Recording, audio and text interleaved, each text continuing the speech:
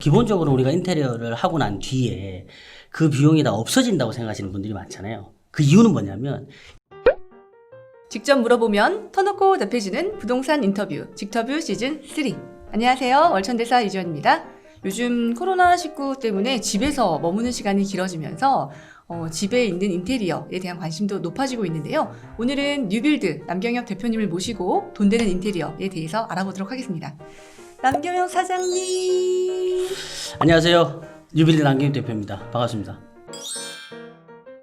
주변에서 인테리어 잘하시는 분들 이야기를 들으면요, 이 인테리어가 집값에 영향을 준다는 말씀 많이 하시거든요. 정말 그 인테리어 해놓으면 집값에 영향 있을까요? 당연히 있죠. 인테리어를 어떻게 하는가에 따라서 집값에 네. 영향을 미칠 수가 있는데요. 기본적으로 우리가 인테리어를 하고 난 뒤에 그 비용이 다 없어진다고 생각하시는 분들이 많잖아요. 그 이유는 뭐냐면 인테리어를 못했기 때문에. 인테리어를 못했기 때문에. 본 입장에서 들어갈 때 비용을 들여서 인테리어를 해야 되니까 인테리어 된 집을 돈을 주고 사겠죠. 왜 그러냐면 인테리어를 하는 데 있어서 기본적으로 시간도 걸리죠. 소음이나 먼지가 많이 발생하기 때문에 그걸로 인해서 문제가 또 생길 수가 있거든요. 그런 것들을 미리 다 깨끗하게 다 돼 있는 집이라면 그만큼의 가치를 투자를 하고 들어가시. 대표님, 인테리어에서요, 네. 무엇이 가장 중요하다고 생각하세요? 무엇이? 인테리어는 기본적으로 가장 많이 질문하시는 분들이 얼마면 돼요? 이런 질문을 정말 많이 하는데 얼마 돼요? 가격이 중요하긴 한데 네. 가격보다도 더 중요한 건 뭐냐면 그 인테리어를 통해서 그 집에 대한 가치, 우리가 이제 가족 구성원들이 거기서 행복하게 살아야 되잖아요. 어떻게 하면 거기에서 행복하게 잘 살 수 있을지에 대한 거를 고민하는 거고, 그게 실질적으로 인테리어를 통해서 구현되는 거기 때문에 돈도 돈 중요하지만 내가 계속 거주할 집이기 때문에 얼마만큼 나와 기호가 맞는 집으로 인테리어를 하느냐, 그게 중요하지 않을까 생각합니다. 근데 그 기호라는 말씀 하셨는데요. 기호가 또 나만 좋으면 안 되지 않나요? 맞습니다. 이게 거주의 목적도 있지만 결국에는 자산 가치의 목적도 있잖아요. 그러다 보니까 인테리어를 통해서 나중에 매각을 할 때 거기에 대한 부가가치를 좀 올리면 좋은데, 나만 정말 좋은 인테리어를 한다라고 하면 팔 때 그런 부분들에서 조금 팔리지 않는 경우가 생기지 않을까. 그럼요. 네네. 단도직입적으로 네네네. 어떤 인테리어가 돈 되는 인테리어일까요? 돈만 번다라고 했을 때는요, 그 물건을 구매하는 사람이 구매가 당기게끔 하는 인테리어를 하는 게 중요하겠죠. 그럼 동네 특성에 맞춰서 좀 인테리어도 차별화가 돼야 되겠네요. 그쵸. 동네 특성화가 될 수도 있지만 저는 그거보다는 네. 예를 들어서 인테리어 같은 경우는 약간 도화지라고 생각을 해요. 그 공간을 꾸미는 데 있어서 그 인테리어적 요소가 너무 과하게 되면 그 공간을 들어가는 사람들에 대한 라이프 스타일이나 어떤 느낌에 따라서 제한적일 수가 있단 말이에요. 무슨 얘기냐면 네.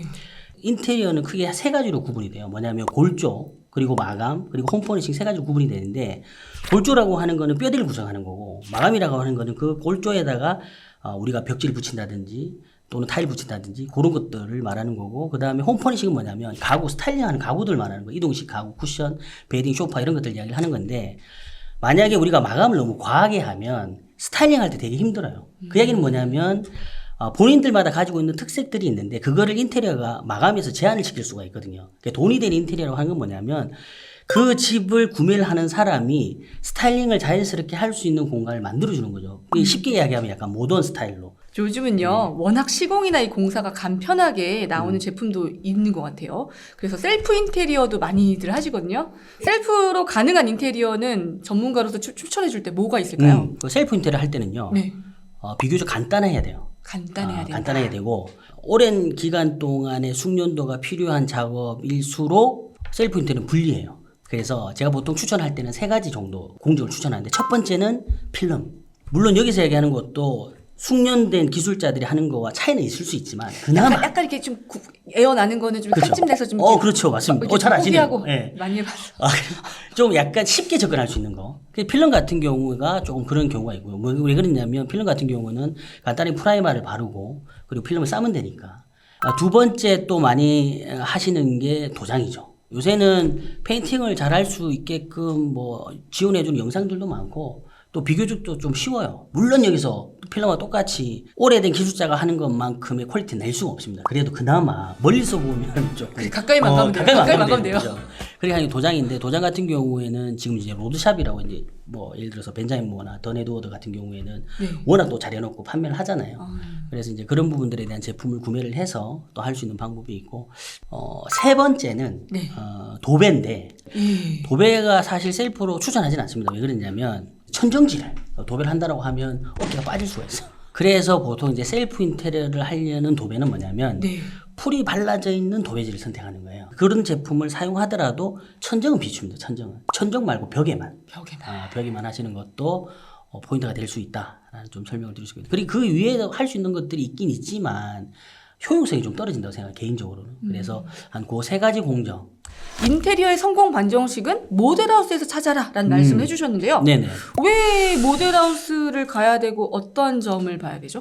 모델하우스에서는 사실 건설사에서 네. 획일화된 상품으로 만들긴 하지만 그래도 최신 트렌드와 우리가 쉽게 볼 수 없는 마감재를 볼 수가 있잖아요.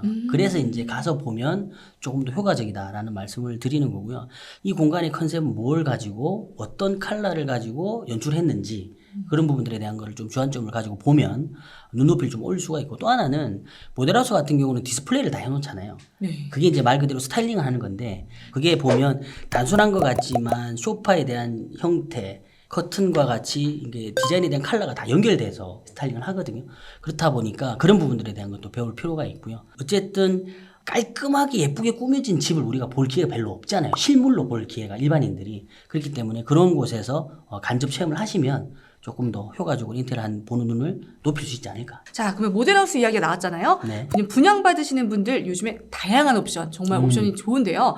고민이 많으신데 이 다양한 옵션 다 해야 될까요? 팁이 혹시 있을까요? 옵션이라고 하는 네. 것 자체는 건설사의 전략적인 상품이기 때문에 케이스 바이 케이스예요. 어떤 데서는 평면에 대한 베리에이션을 주는 데가 있고요. 어떤 데서는 그냥 단품 옵션으로만 주는 경우가 많은데, 그거에 대한 건 꼼꼼히 찾아볼 필요는 있죠. 다만 여기서 중요한 거는 옵션을 하지 않고 개별로 했을 때와 비교를 해보면은 답은 좀 명확하게 나옵니다. 뭐냐면 내가 만약 옵션으로 했을 때 그 옵션 상품을 선택하지 않고 개별로 했을 때는 건설사에서 이야기하는 금액보다 더 싸게 할 수 있을까? 건설사에서 할 때는 한꺼번에 일괄적으로 진행을 하니까 편할 수 있는데, 뒤에 내가 따로 하면 또 불편한 소지가 있잖아요.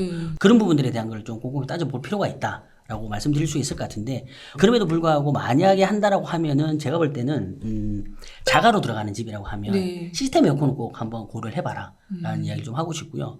꼭 필요한 부분에 대한 거는 거실이나 안방 같은 경우는 해주는 것도 나쁘지 않을 것 같다. 왜 그러냐면 기본적으로 우리가 공간을 인테리어 스타일링을 할 때 스탠드 형태로 있는 경우가 많잖아요. 옛날 집 같은 경우는. 근데 그런 거 같은 경우에는 공간을 연출하는 데서도 상당히 제약이 많아요. 근데 시스템 에어컨으로 해서 천장에 빌트인으로 매입이 되면 그 공간이 훨씬 더 효율적으로 스타일링 할 수 있기 때문에 그런 부분들에서 좀 좋은 점이 있고요. 두 번째 추천 하나 더 한다라고 하면 네. 저는 전기 오븐을 좀 추천을 드리고 싶어요. 오븐과 전자레인지를 합쳐진 제품이라고 네, 보시면 네. 되는데, 이게 보통은 쿡탑 밑에 매입해서 들어가는데, 어쨌든 우리가 집에 전자레인지는 하나씩 다 두잖아요. 근데 전자레인지가 사실 이제 인테리어적 요소가 강해지다 보니까 이게 둘 때가 좀 애매한 경우가 많아요. 그리고 사실 사람들이 이제 빌트인 시키고 싶어 하신 경우가 많잖아요. 근데 사용성에 있어서는 그 상판 위에다 올려놓고 쓰는 게 제일 편하긴 한데, 그게 안 쓸 때는 보기가 좀 싫으니까 숨기고 싶어 하시잖아요. 그렇기 때문에 그 전자레인지의 기능을 빌트인으로 매입하는 게 바로 전기 오븐이에요. 그래서 개인적으로는 그 시스템 에어컨 부분과 전기 오븐에 대한 부분 추천을 드리고 싶고, 만약에 또 하나 더 추천한다라고 하면 네. 현관 중문. 일단은 현관과 복도 거실 쪽을 분리 역할을 하는데, 단열이나 방음 문제에 대한 것들도 없는 것보다는 효과가 있기 때문에 그런 부분도 한번 고민을 해보시는 게 좋지 않을까 생각을 좀 하고 있습니다. 주택은 이 분양받을 때나 아니면 매수할 때 아니면 항상 매도할 때도 고려하지 않을 수 없는 요소가 이 인테리어, 그다음 리모델링인데요. 사는 동안 내 마음에도 들고요. 네. 그다음 나중에 팔 때도 가격을 더 받을 수 있는 이 똑똑한 인테리어에 대한 이야기 나눠봤습니다. 다음 시간에는요, 남경엽 대표님을 모시고 당장 리모델링을 하는 분들을 위해서 실전 팁 한번 전해드리도록 하겠습니다. 오늘 영상도 도움이 되셨다면 좋아요, 다음 편이 기대되신다면 구독 부탁드립니다. 다음 편에서 뵙겠습니다. 감사합니다.